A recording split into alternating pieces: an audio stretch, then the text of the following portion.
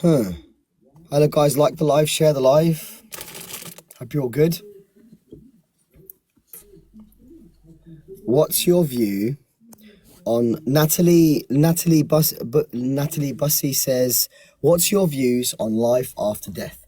So there's a cycle that happens. Like, we believe in reincarnation. This is not something which is strange in the Abrahamic religions. Actually, the Judaic and the Christian religion actually supports this idea of reincarnation. And so we believe that you can come back depending on how successful were you in your previous life.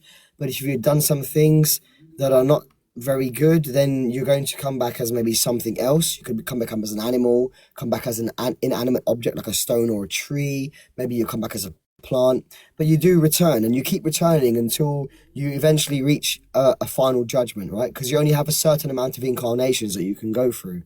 So we do believe in the concept of reincarnation, which you can actually find is chapter 9 of the Goal of the Wise. But yeah, we do believe that that happens. And we do believe too that you can come back. So that's what our views on life after death is. But like you come back a few times depending on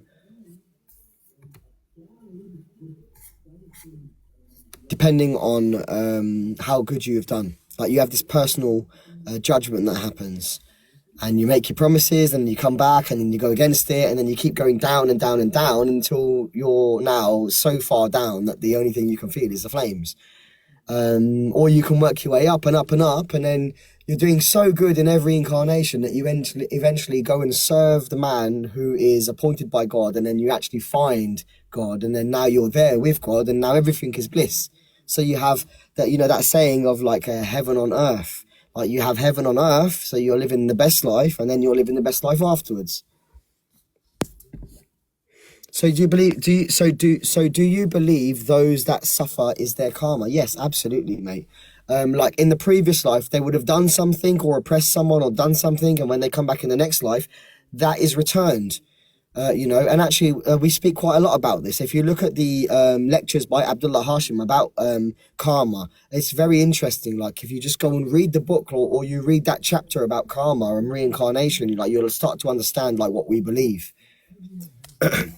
Wipe the frost off your beak. My beak, my nose. There's nothing there, man. Somebody asks a question. So when someone becomes ill, cancer, etc., you say that's karma. That could be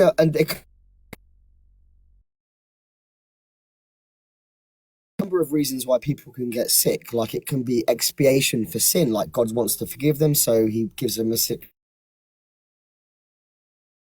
The big C end up getting cured, and some people even have this miraculous, like, it's completely gone and they don't understand it. So I do go outside, man, but right now I'm enjoying the heat in here. If people want to stand out in the cold, that's their business, like, I want to stay here. There, fire your gates.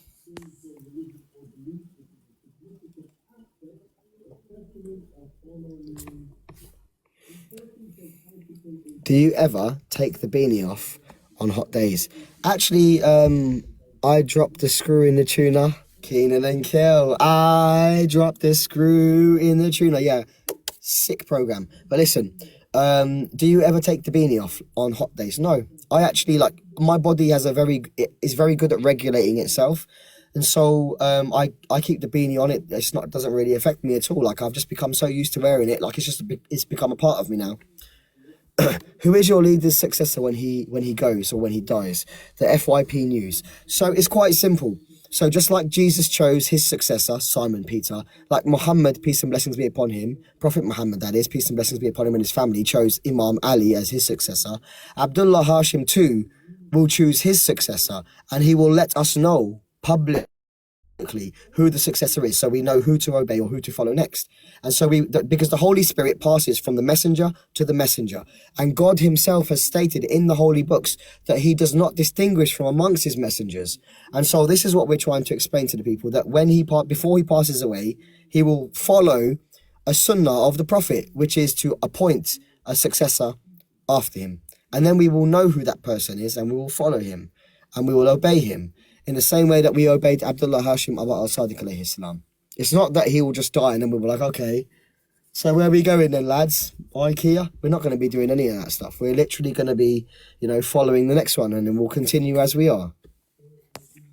You're going to speak to Mr. Manchester. You're going to... Oh, she's asking me a question, Kayla. I haven't decided yet. He messaged me, and I'm thinking about it, to be honest with you.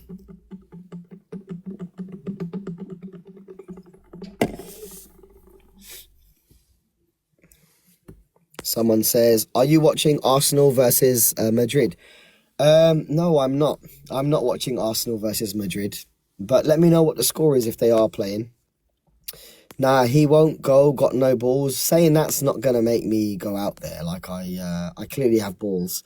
Dave Askey, why do you not watch the video you asked for? Because I'm currently on live. Are you inviting Mr. Manchester in tonight? Look, I don't know. I don't know who he is. I kind of think I know who he is. I think I've seen him. Oh, wow. What's going on out there? Oh, it's more flashing blue lights, eh?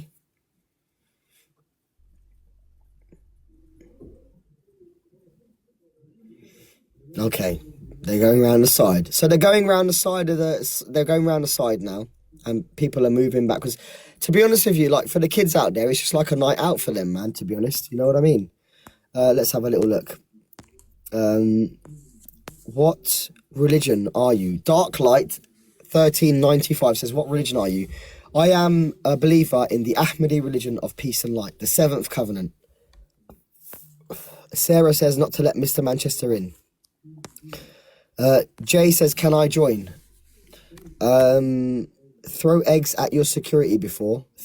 Threw eggs at your... Oh, so he's making a statement here. So CW Luke is saying, threw eggs at your security before, so you're admitting to throwing projectiles into a private residence, aiming it at a human being. Thank you very much. Let's screenshot that. And let's just get a screenshot of your account. And then that way, we can follow up with the 5-0. And they can trace you.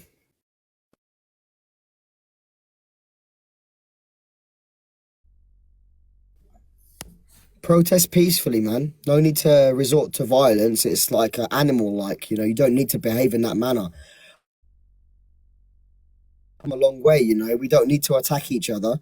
We can sort things out amicably, reasonably, logically, and rationally, over a digested biscuit and a cup of tea, eh? Who's the Mahdi? The Mahdi is Ahmad al-Hassan alayhi salam. He is the first of 12 Mahdis. And the second of the 12 Mahdis is Abdullah Hashim Abu al-Sadiq alayhi salam.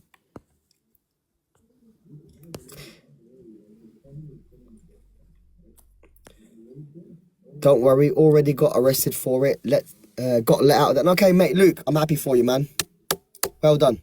Look, at least you could get to go home to your family tonight, you know what I mean? Like, we don't want anyone to get hurt.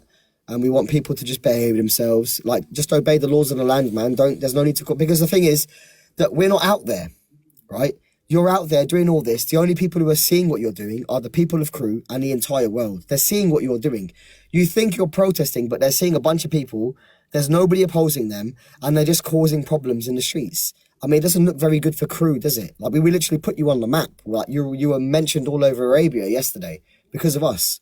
Right? And people all over the world are hearing news about Crewe now. And your protests and our protests and the situation with our leader and all that sort of stuff. But the bottom line is, it's quite simple. Represent your town and your country with honour and dignity. Don't show people that the British people are violent. Don't show the world that you're a racist people or that you're a people who are not tolerant of other people's beliefs, and show people that you actually are reasonable people, good British people, so that people want to come to your country to visit it, like to see how you are and to enjoy your culture and then go back to their own house. But, like, doing this is not doing you guys any favours. Like, I don't mean this from a bad place. I mean it from a good place. Like, you should represent your country in the best way you can. Use this as an opportunity to do good. Don't use it as an opportunity to do bad.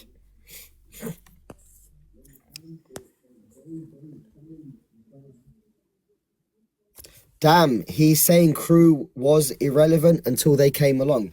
Look, nobody knew Crewe. Like, apart from people in Crewe and in this area and maybe parts of England and people who visit here for little bits and bobs. But Crewe, on the world stage, on the global stage, it's not known for anything, right? And it was never, like, advertised all over the world until, like, we came along, until this happened. That's the reality. People started hearing about Crewe because of us. So, yes, your Crewe, the town of Crewe, is now known because of us. And then it's going to get put out there that our religion, our believers are innocent. And then they're going to see that the people of Crewe had already judged these people and persecuted these people and were attacking them in their home. And it doesn't look good, bro. It's not a good look, to be honest with you. And I don't want that for you, because this country has taken us in. They're hosting us. We are good guests. We kept ourselves to ourselves. We keep the area clean. We've resurrected buildings. We keep the peace. We don't force our religion on any of you. We are not those Islamists out there. We support you if there's a problem. We protect you if there is an issue. And we support and we try to ensure that your human rights are upheld, right, to the best of our ability. The least you can do is represent your country in the best way you can by showing the world that you're honourable people, that you're dignified people. I don't let the world see that you're bad people. You know what I mean? Because you will come from here. You don't want people thinking that this is a bad country, do you? Because we shouldn't judge a country based on what the government and their decisions are. We should base it upon how the people behave. And you're showing the whole world that the town of Crewe or the city of Crewe is, the people here are unreasonable. And the thing is, it's like you're only a